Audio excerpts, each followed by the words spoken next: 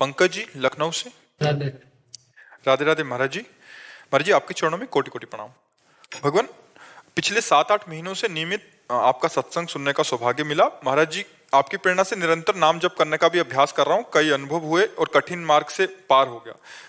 महाराज जी, रघुनाथ जी मेरे इष्ट हैं। दास्य भाव से उनकी किस प्रकार से उपासना करनी चाहिए जिससे प्रभु को प्रसन्न किया जाए? ऐसी कृपा हो जाए कि श्वास श्वास व्यथा ना जाए।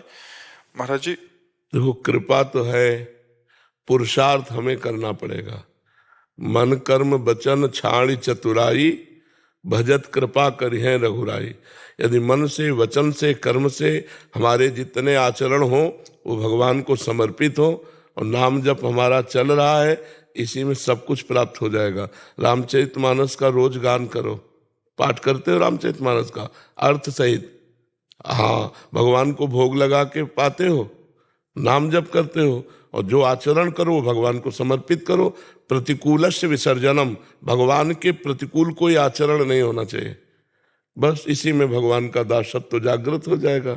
ये कोई बनाया हुआ संबंध थोड़ी, जन्म जन्मांतरों से हम भगवान के हैं, भूल गए हैं माया में तो नए नए संबंध कर लिए। इन्हीं संबंधों को छोड़ना भगवान के दासत्व को प्राप्त होना है। भगवान श्री राम जी कह रहे हैं, जननी जनक बंधु सुत दारा, तन धनु धाम सुहृद परिवारा, सबकी ममता ताग बटोरी, मम पद मनहि बांधि बर डोरी। जननी माँ, पिता, भाई, शरीर, जितना भी वैभव, ऐश्वर्य, घर, मकान, जितने संबंध, सबका ममत्व राम जी के चरणों में आ जाओगे। अखिल पूरी साधना इसी बात की है। जब हमारी कोई साधना रह जाए तो साधना सिद्ध हो गई। साध माने चाह, जाहि न चाहे कबहु कछु, तुम सन सहज सने, बसो निरंतर तासुर सो राउर निजगे। भगवान की भक्ति स्वाभाविक भगवान के दासत्व से युक्त कर देती है। उनके लीला चरित्रों का गान, नाम जप, जितने भी कर्म है भगवान को समर्पित, तो समर्पित जीवन भगवान को प्राप्त हो जाता है। जो प्रतिपल भगवान की कृपा का अनुभव करता हुआ सुख और दुख को समान भाव से सह लेता है और प्रतिक्षण भगवान का स्मरण करता है, उसको भगवत प्राप्ति ऐसे हो जाती है जैसे बाप की प्रॉपर्टी पर पुत्र का स्वयं अधिकार हो जाता है। समझ रहे हो आप? खूब नाम जप करो और हमारे अंदर जितना नाम के प्रति प्रियता होगी उतना हम नाम को भूलेंगे नहीं। नाम निष्ठा महाराज जी, नाम निष्ठा का कोई नियम होता है? मतलब नाम निष्ठा में क्या नियम पालन? निष्ठा नहीं, हम तुम्हें बता रहे हैं, नाम के समान कुछ ना समझा जाए। जैसे अच्छा भोजन मिला, नाम छूट गया तो भोजन श्रेष्ठ हो गया। कोई व्यक्ति मिला, बातचीत की, नाम छूट गया, वो व्यक्ति श्रेष्ठ हो गया। रुपया मिला, नाम छूट गया, रुपया श्रेष्ठ हो गया। नाम को कहां विराजमान करे? सबसे श्रेष्ठ जगह में। तो त्रिभुवन की राज्य लक्ष्मी देने पर भी जो आधे पल के लिए भगवान का नाम ना छोड़े, वो मां भागवत। नाम निष्ठा ऐसे आएगी। समझ रहे हो आप? खाते पीते, उठते बैठते, चलते फिरते, बातचीत करते हुए कभी भी नाम ना छूटे। जैसे हम आपसे बात कर रहे हैं, हमारा नाम चल रहा है, बार बार नाम हमारी मानस पटल पर। जैसे होटल में नहीं देखते लिखा हुआ आता रहता है, ऐसा तो हम उसे देख रहे हैं आपके चेहरे पर, बात कर रहे हैं, नाम नहीं छूट रहा। अभ्यास हो तो आंख में पट्टी बांध करके भी ठीक निशाने पे गोली मारी जा सकती है। अभ्यास हो तो शब्द भेदी बाण मार देते थे। अभ्यास को दिखाया जाता है कि आंख में नमक ऐसे रखकर पट्टी बांध करके, और वो ठीक उसी पे हथौड़ा मारता है जहां नारियल रखा होता है। चूक जाए तो सामने वाला जो आदमी पड़ा हुआ मर जाए। अभ्यास योग युक्तेन चेतसा नान्यगामिना। अभ्यास हो जाए तो हर स्थिति में हम भजन कर सकते हैं। समझ पाए आप? राधे राधे महाराज जी। महाराज जी आपकी कृपा से नाम जप कर रहा हूँ, परंतु आपने एक एकांतिक वार्तालाप में बताया था कि शास्त्रीय पद्धति के हिसाब से 1000 बार वाचिक नाम जप, 100 बार उपांशिक और 1 बार मानसिक नाम जप एक समान। ये चक्कर में नहीं पड़ना चाहिए। ये तो महिमा लिखी हुई है मानसिक की, पर इस चक्कर में नहीं पड़ना, नहीं तो भजन में त्रुटि हो जाएगी। हम मानसिक के चक्कर में जो जप रहे थे वो भी भूल जाएंगे। नहीं ना, मानसिक के चक्कर में नहीं पड़ना चाहिए। मानसिक स्थिति आती है। हम ऐसे राधा बोला तो श्री जी सुन तो रहे ना, अंदर से राधा बोला तो श्री जी सुन रहे हैं ना, तो हमें भाव रखना है कि श्री जी को पुकार रहे हैं हम फल फूल के लिए नहीं जप रहे हैं, हम राधा राधा श्री जी को पुकार रहे हैं। कभी तो सुनेंगी, जब हमारी सुन लेंगी तो बात बन जाएगी, ठीक है ना। मानसिक के चक्कर में क्या होता है, नए साधक का मानसिक हो नहीं पाता और उपांश और वाचिक में श्रद्धा नहीं रह जाती। भैया एक बार राधा मानसिक बोले तो वाचिक में 1000 बोले तो महाराज ऐसे ही आता है मन। हाँ, नहीं नहीं नहीं नहीं नहीं, हम पहले पकड़ लिया, इसीलिए कहा कि उस चक्कर में मत पड़ो, ये अपने लिए ठीक नहीं है, अपनी हानि हो जाएगी, ठीक है। हाँ ऐसे यज्ञेंद्र नामदेव जी छतरपुर से। जी। महाराज जी राधे राधे। महाराज जी आपने कहा है कि नाम जप से कई जन्मों के शुभ अशुभ कर्मों के फलों का नाश होता है, फिर ये भी कहा है कि प्रारब्ध को अवश्य में भोक्तव्यम। ये दोनों बातें अब इसमें देखो भाई, प्रारब्ध किसे कहते हैं जान जाओगे तो प्रश्न का समाधान हो जाएगा। जो हमारे बहुत जन्मों के कर्म जमा है उनका नाम है संचित कर्म। उनमें से जो निकाल लिया गया, जैसे हमारे गोदाम में गेहूं जमा है, उसमें से 5 किलो निकाल लिए और पिसा लिए और रसोई में ले आए, यह है प्रारब्ध। और वो जो जमा है वो है संचित, और अब जो कर रहे हैं उसे क्रियमाण कर रहे हैं। तो शरीर रचने के समय जो कर्म शुभ अशुभ से इसका हिसाब हो गया कि ये 5 वर्ष में ठोकर लगेगी, इतने में ये होगा, इतने में पूरा पहले से निश्चित हो चुका है। दुख और सुख 2 बातें, तो अब वो नहीं मिटाई जा सकती। पीछे जो गोदाम उसमें आग लगा दिया, आगे जो फसल इसमें आग लगा दी ज्ञान के द्वारा। लेकिन जो शरीर बन के आया कि 35 वर्ष में किडनी फेल हो जाएगी, तो फेल हो गई। नई खेती भजन की आज की है, आज भजन कर रहे हैं, लेकिन पीछे जो हमने कर्म किया उसका फल पहले से निश्चित हो चुका है। और ये पूरा सब कर्मों का फल नहीं है, सब कर्म तो संचित कर्म है, वहां तो गोदाम लगा हुआ है कर्मों का, उसको भगवान जला देंगे। इसको भजन के द्वारा नष्ट करते हैं जो नया क्रियमाण है, और प्रारब्ध को भोग लेते हैं। आप समझ पा रहे हो?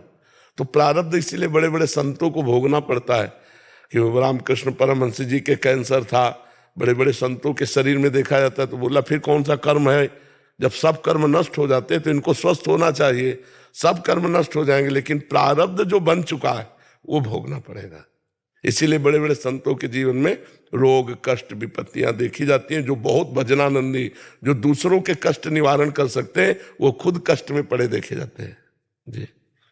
खुश जी पंजाब से। श्री हरिवंश श्री हरिवंश महाराज जी। महाराज जी आपकी कृपा से दिनचर्या का निर्वाह हो रहा है। महाराज जी आपके श्रीमुख से सुना था कि साधक का अहंकार तब तक नष्ट नहीं हो सकता जब तक अपने गुरुदेव के सानिध्य और सेवा में ना रहे। मैं और मेरे जैसे कई लोग आपसे प्रकट रूप से बहुत दूर रहते हैं, हमारा अहंकार कैसे नष्ट हो? बात मान लेना, गुरु आज्ञा सबसे बड़ी सेवा होती है। आज्ञा समन सुसाहिब सेवा, आज्ञा का पालन करना अपने स्वामी की सबसे बड़ी सेवा होती है।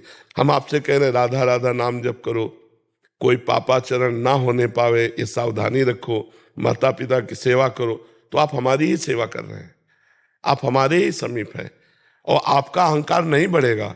क्यों? जैसे कि हम तो माता पिता की सेवा करते हैं पर गुरु जी की आज्ञा से करते हैं, इसमें मेरा क्या? हम तो भजन करते हैं लेकिन गुरु जी की कृपा से करते हैं, इसमें मेरा क्या? तो अहंकार नहीं बन पाएगा। गुरु कृपा है इसलिए अहंकार आप पर शासन नहीं कर सकता। तो हमें लगता है कि गुरु के समीप रहना ही गुरु की समीपता नहीं है, गुरु की आज्ञा का पालन करना ही गुरु की समीपता है। सही माने में समीप रहना कोई खास बात नहीं है, समझ रहे ना? तो जो भी जुड़े हैं वो सच्चाई से जुड़े, आचरण अच्छे रखें, और हर बात में सोचें कि भगवत कृपा, श्री जी की कृपा, गुरु जी की कृपा।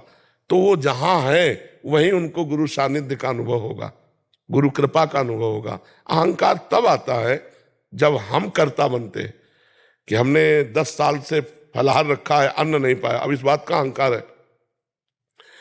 और अगर गुरु की आज्ञा है कि 10 साल फलाहार रहना है तो तुम्हें अहंकार आएगा ही नहीं कि गुरु जी ने कहा कि अब तुम्हें फलाहार रहना, तो हम तो रह रहे हैं, हमारी सामर्थ्य क्या हो, तो गुरु कृपा से रह रहे हैं। ऐसे अहंकार रहित हो जाता है। हर जगह भगवत कृपा गुरु कृपा कह के बात करो, और जहां अहंकार है वहां गुरु कृपा देखो। ये सब चतुरता आ जाएगी जब आप गुरु की आज्ञा का पालन करेंगे। आज्ञा का पालन नहीं तो मुझे लगता है समीप रहने पर भी लाभ नहीं मिलेगा। कभी कभी दीपक तले अंधेला पाया जाता है।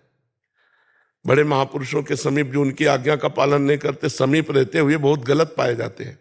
और एक दूर रहता हुआ आदमी उनकी बात मान गया, बहुत अच्छा चल गया। तो हमें लगता है उनकी बात मानना खास बात है, उनके समीप रहना खास बात नहीं है जी। नीरज द्विवेदी जी। राधा वल्लभ शेर जी राधा वल्लभ श्री हरिवंश महाराज जी, चरण स्पर्श। महाराज जी, इनका कहने का भाव है कि ये पुलिस विभाग में है कि कभी कभी ऐसा होता है, जनमानस जो आम जनमानस होता है, कई बार असुविधा उनको बहुत हो जाती है, न्याय प्रक्रिया बहुत देरी हो जाती है। इस विधि या पुलिस कार्रवाई से हम पाप से अभिमुक्त हो सकते हैं क्या? हृदय न्याय करना चाहता है पर विधि प्रक्रिया इतनी लंबी है या समय लेती है कि मन में एक टीस सा हो जाता है कि ये तमाम पुलिस अधिकारी इस प्रक्रिया से अधिकांश व्यथित होते हैं। हाँ बिल्कुल। कि मतलब समझ आ रही कि अपराधी नहीं है बट उसको बहुत लंबा इनको रखना ही पड़ेगा जेल में तब तक, या तो ऐसे में महाराज जी ये पाप के भागीदार हुए क्या? उसका भी तो कर्म है। जिस कर्म का पाप का दंड नहीं मिला, वो यहाँ आकर के उसको फंसा करके उसको दुख दे रहा है। जब तक उसका दुख भोग है तब तक न्याय प्रक्रिया साथ नहीं देगी। जहां दुख भोग खत्म हुआ, न्याय प्रक्रिया साथ दे देगी। मनुष्य के माना कि जिस केस में वो आया बिल्कुल शुद्ध निर्दोष है, लेकिन उसके द्वारा ऐसे भी पाप हुए जिनका कोई दंड नहीं है, उस पाप का प्रायश्चित वहां भोगना को मिलेगा। बिना अपने कर्म के कहीं किंचिन मात्र भी कोई कष्ट नहीं मिल सकता, पक्का समझ लो। अब उसमें निमित्त बनेगा, निमित्त ये बने या कोई बने, कोई निमित्त बनेगा, लेकिन वो भोग हमारे कर्म का होगा। जब तक कर्म का भोग नहीं होगा तब तक फंस ही नहीं सकते। माना उसमें केस में आप बिल्कुल निर्दोष हैं, लेकिन ये दंड जो मिल रहा है उस पाप का मिल रहा है जिसका आपने प्रायश्चित नहीं किया, और आपका पाप गुप्त है। वो गुप्त पाप आपको दंड दिला रहा है, पक्का समझ लीजिए। लगता है मैं निर्दोष हूं, लेकिन आप इसी जन्म में अपने न्यायाधीश बनकर के एक रजिस्टर लिखिए कि आपने कितने पाप किए, उनका क्या प्रायश्चित हुआ है, आपके द्वारा क्या दंड विधान अपने ऊपर किया गया। कुछ नहीं तो उसका दंड विधान तो होगा ही। निर्दोष होते हुए भी आपको भोगना पड़ेगा, क्योंकि आपका कर्म है। और कर्म नहीं है तो ऐसा नहीं कि सबको निर्दोष होने पर भोगना ही पड़ता है, फटाक से भी हो जाता है। ऐसा नहीं कि सब एक प्रक्रिया में फंसे दुख ही भोगते रहते हैं, ऐसा भी नहीं है। तो हमें लगता है कि उस शास्त्रीय विधान से उसका वो कर्म जो प्रकाशित नहीं हुआ, गुप्त रूप से हुआ, वो उसको दंड दे रहा है। और जहां वो कर्म निकला तहां विधान बन जाएगा, वो छूट जाएगा। तो उसमें निमित्त तो बनाया जाएगा ना। अब ये जैसे निमित्त बने तो इनके हृदय में जलन हो रही, तो इनका कोई दोष नहीं, क्योंकि जलन मात्र से इनका वो प्रायश्चित हो गया और उसको भोगना होगा। सरिता शर्मा जी। राधे राधे महाराज जी। महाराज जी, ग्रस्त जीवन में दैनिक कार्यकलापों के साथ अहंकार जो कि क्रोध, लोभ और घमंड आदि अन्य रूप में स्थित रहता है, उसको किस तरह कम किया जा सकता है और कैसे अहंकार को खत्म और नियंत्रित किया जा सकता है? जब हमारा शरीर संसार का चिंतन कम होगा तो अहंकार अपने आप कम होने लगेगा। इसलिए कहते हैं नाम जप करो। जितना अधिक भजन करोगे उतना ही अज्ञान नष्ट होगा, उतना ही अहंकार नष्ट होगा, उतने दुख विपत्ति नष्ट होगी। एक अद्भुत आनंदमय स्थिति बनी रहेगी भजन से। अगर भजन नहीं तो फिर ये बातों से अहंकार थोड़ी नष्ट होता। चाहे गृहस्थ धर्म हो चाहे विरक्त धर्म हो, दोनों भगवत प्राप्ति के लिए हैं। आप जो अर्थ कमाते हैं वो धर्म पूर्वक हो, परिवार का पोषण करते हैं वो भगवान को अर्पित हो, और नाम जप हो गई भगवत प्राप्ति। ऐसे विरक्त है आजीवन अपने संयम से चले, नाम जप करे, परोपकार करे, हो गई भगवत प्राप्ति। भगवत प्राप्ति कोई कठिन नहीं है, कठिन है भगवत प्राप्ति की चाह होना। क्योंकि जब गृहस्थ हो या विरक्त हो, भोगों की कामनाएं तो सबके अंदर रहती हैं। जब तक भगवान का साक्षात्कार नहीं होता तब तक ये दुर्वासना मम सदा परिकर्षयन्ति, दुर्वासना खींचती रहती है भोगों की तरफ। बस इसी को जीत ले, दुर्वासना को उपासना के द्वारा जीत ले तो भगवान की प्राप्ति सहज है। नाम जप करो हर कार्य करते हुए, सोहनी लगा रहे, झाड़ू लगा रहे, नाम जप करते हुए, पोछा लगा रहे, नाम जप करते हुए, रसोई बना रहे, नाम जप करते हुए, पात्र मार्जन कर रहे, नाम जप करते हुए, ऑफिस जा रहे, नाम जप करते हुए, कोई परेशानी नहीं। परिवार को भगवान का जन मानकर अर्थ धर्म के द्वारा कमाकर अपने परिवार की सेवा, समाज की सेवा, शरीर की सेवा, नाम जप, इसी से उत्तम ज्ञान प्रकट हो जाएगा, जिससे देहाभिमान का नाश होगा। इसे देहाभिमान को आवरण कहते हैं। ये ज्ञान के बिना आवरण नहीं नष्ट होता। जितना भजन करेंगे, जितना सत्संग सुनेंगे, हृदय निर्मल होगा, उतना ये मलिनता नष्ट हो जाएगी। दुर्वासना है, अहंकार है, काम है, क्रोध है, ये सब मलिनता है। ये षड विकार, काम, क्रोध, लोभ, मोह, मद, मत्सर, यह मलिनता है। ये सब मलिनताएं भाग जाती हैं जब खूब नाम जप किया जाता है। नाम जप करो, परोपकार की भावना रखो, जो कार्य करो वो भगवान को समर्पित कर दो, यही उत्तम भक्ति हो जाएगी। चिंतन शाह जी। राधे राधे। राधे राधे महाराज जी। महाराज जी, जब जगत में पाप चल रहा हो तो उस स्थिति में सियाराम में सब जग जानिया सर्वम खलविदम ब्रह्म। जगत में पाप चल रहा हो, गोस्वामी जी के दिमाग में राम चल रहे हैं तो सिया राम में जग रहे हैं। तुम्हारे में पाप चल रहा है तो पाप दिखाई दे रहा। चश्मा नीला तो नीला, हरा तो हमें तो कहीं पाप नहीं दिखाई दे रहा। हमें तो सब में अपने प्रभु दिखाई दे रहे हैं। हमें कोई एक पापी पुरुष नहीं नजर आ रहा। चश्मा बदल लो भैया अपना। गीता में भगवान कह रहे हैं वासुदेवा सर्वम, भगवान वासुदेव सब कुछ है। मत्ता परतरम नान्यत किंचित अस्ति धनंजय, मेरे सिवा किंचित मात्र कुछ और नहीं है। तुम्हें पाप दिखाई दे रहा। तुम्हारा दिमाग ठीक हो जाए सब ठीक हो गया। हमारा दर्शन जैसा है वैसा हमें दिखाई देगा। गोपियों को दिखाई दे रहा जित देखो तित श्याममय है। गोस्वामी जी देख रहे जड़ चेतन जग जीव जत सकल राममय जानी, और आप पाप में देख रहे हो। कहाँ पाप है? नहीं, जैसे कोई चोरी करता है या कुछ कोई लूटपाट करता है तो हाँ। तो उसमें फिर उसमें भगवान देखो, जब फिल्म देखने जाते हो, जब कोई खलनायक का रोल करता है तो तुम उसे पापी जानते हो क्या? अगर उसका परिचय जानते हो तो कहते हो भैया ये बिल्कुल पाप नहीं करता, पाप का नाटक कर रहा है, बहुत बढ़िया अभिनय कर रहा है खलनायक का। वस्तुतः शराब को हाथ भी नहीं लगाता, पराई बहन बेटियों की तरफ देखता भी नहीं, लेकिन ये रोल कर रहा है ऐसा। समझ रहे कि नहीं कर रहे? जिससे तुम्हारे परिचय का कोई हो रामलीला में और रावण का अभिनय कर रहा हो खूब ऐसे मस्ती से दुष्टता का, तो आप क्या कहा? हंसोगे, मनोरंजन करोगे। जब कोई कहेगा बहुत नीच आदमी, कहोगे नहीं बहुत अच्छे आदमी है ये। तो ऐसे ही हमारा भगवान तीन माया के नाटक हैं। एक है सतोगुण, एक है रजोगुण, एक तमोगुण। तीन पर्दे चल रहे हैं। एक में राक्षसी रोल दिखाई दे रहा है, एक में मानुषिक रोल, एक में दैवी रोल दिखाई दे रहा है। लेकिन जो रोल कर रहा है वो बहुत बढ़िया है। अगर ये बात आप जान गए तो फिर आप कब किसी को पापी कह नहीं सकते। एक चोरी का नाटक करता है, एक मारने का नाटक करता है, एक मरने का नाटक करता है, और तीनों में एक ही है। तीनों में एक ही, वो नाटक कर रहा है। तो तुमने अभिनय करने वाले को जाना नहीं। अभिनय करने वाले गोविंद है, श्री कृष्ण है, राम है, उनको तुमने जाना नहीं। अभिनय को देख रहे हो तो तुम किसी को पापी देख रहे हो, किसी को महात्मा देख रहे हो, किसी को अच्छा किसी को बुरा नहीं। पंडिता समदर्शिना विद्या विनय संपन्ने ब्राह्मणे गविहस्तनी सुनी चोय सुपाके चा पंडिता समदर्शिना। रोल गलत है लेकिन रोल करने वाला सही है। जब ये दिमाग में बात रहेगी तो कोई पापी है नहीं। है भला पापी? बताओ हमें। तो यही हमें सही बात देखनी भैया, नहीं तो हम ऐसे तो डिप्रेशन में पहुंच जाओगे। ऐसे तो डिप्रेशन में पहुंच जाओगे। तो गलत चिंतन हुआ ना, आपकी हानि हुई। सही चिंतन करो, आनंदित हो जाओगे। दूसरा कह रहे हैं कि जब प्रभु की सब प्रतिमा भिन्न है तो हम जिसकी पूजा कर रहे हैं फिर हमारी बात समझना, एक ऐसे सब उत्तर हो जाएगा। प्रतिमा भिन्न है लेकिन प्रभु तो अभिन्न है। मान रहे हो ना? रोल अलग है जगदम्बा का, रोल अलग है भैरव का, रोल अलग है कृष्ण का, रोल अलग है राम का, लेकिन इनमें जो रमा हुआ है वो एक ही तो है ना। अब बोलिए, क्या वो भगवान का सही स्वरूप है अथवा हमारी धारणा गलत है? कृपया मार्गदर्शन। यदि मैं आपको भगवान मानूं तो आपसे भगवान की प्राप्ति कर लूं, क्योंकि आप में भगवान है। अगर हम प्रतिमा में भगवान माने, जब हम स्कूल में पढ़ते थे तो हमें सवाल हल करने के लिए कहा जाता था कोई भी संख्या मान लो। आप लोगों को भी पता है ऐसा? कोई भी संख्या, मानी संख्या से सवाल हल हो जाता था। तो मानी संख्या ब्रह्म गुरुदेव, मानी संख्या ब्रह्म हमारा पति, मानी संख्या ब्रह्म हमारा माता पिता, मानी संख्या ब्रह्म मूर्ति। मानी संख्या से सवाल हल हो जाना है। मान लोगे तो जान लोगे। समझ गए आप?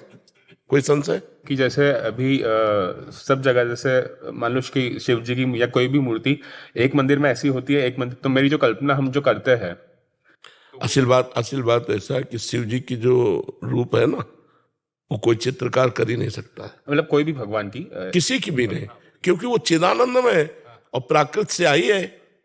प्राकृत से आई से चिदानंद का लेख कैसे लिखा जा सकता है? पर मानी संख्या, मानी संख्या। तो सवाल हल हो जाएगा, नहीं हो जाएगा? हाँ।